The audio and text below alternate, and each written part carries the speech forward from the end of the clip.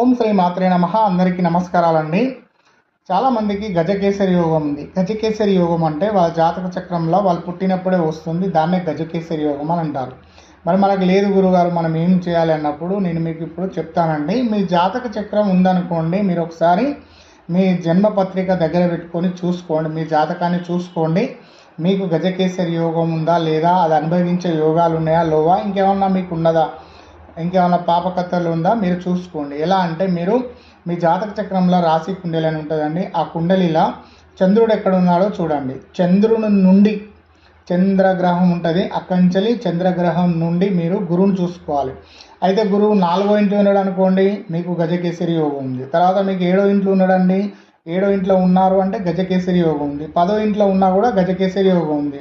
లేదా చంద్రుడు గురువు కలిసి ఒకే రాశిలో కూర్చున్నారనుకోండి, అప్పుడు కూడా మీకు గజకేసరి యోగం ఉంది. అది ఇలా ఉన్న